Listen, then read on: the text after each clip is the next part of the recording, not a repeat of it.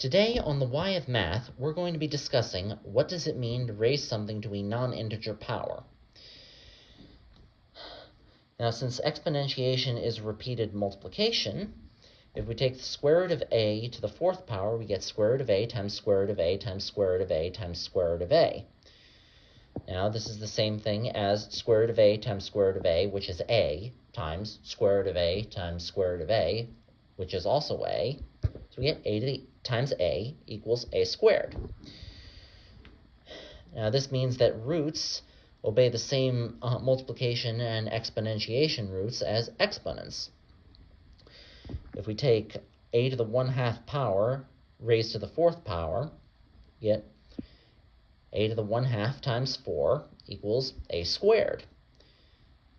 And if we write it out as repeated multiplication, a to the 1/2 to the fourth power equals a to the 1/2 times a to the 1/2 times a to the 1/2 times a to the 1/2 equals a to the 1/2 plus 1/2 plus 1/2 plus 1/2 equals a squared. And what that means is that we can define the square root of a to be a to the 1/2 power because it gives us the same result. And we can do this for any root. The cube root is a to the 1/3 power. The fourth root is a to the 1/4 power. The nth root is a to the 1 over n. Further, we can define a to the m to the n over n equals the nth root of a to the m. And this is commutative. The nth root of a to the m equals the nth root of a to the m power, which we can demonstrate with 8 to the 2/3. The cube root of 8 squared equals the cube root of 64 equals 4. The cube root of 8 is 2. 2 squared equals 4. Now, what about irrational powers? Well, an irrational number is simply a converging sum of an infinite number of rational numbers, which is what the non-repeating decimal means. For instance, pi equals 3 plus 1/10 plus 4/100 plus 1,000 plus 5/10,000, and so on.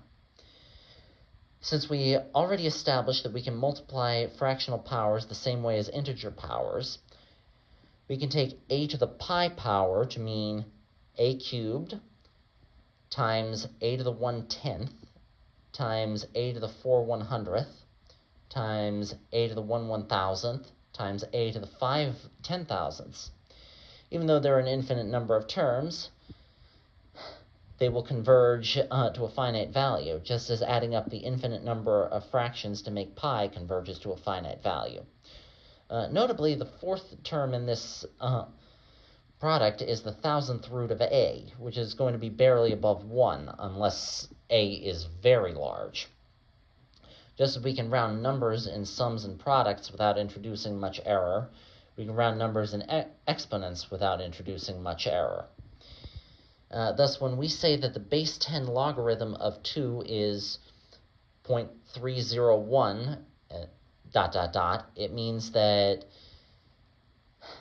10 to the 3/10 times 10 to the 8 1,000ths times the rest of the terms equals 2. If we round the base 10 logarithm of 2 to 0.301, we get 10 to the 3/10 times 10 to the 1/1000th, which is about 1.99986. The logarithm function is very useful, even though it usually generates irrational numbers, because it allows us to turn multiplication problems into addition problems and exponential problems into multiplication problems, as we demonstrated with this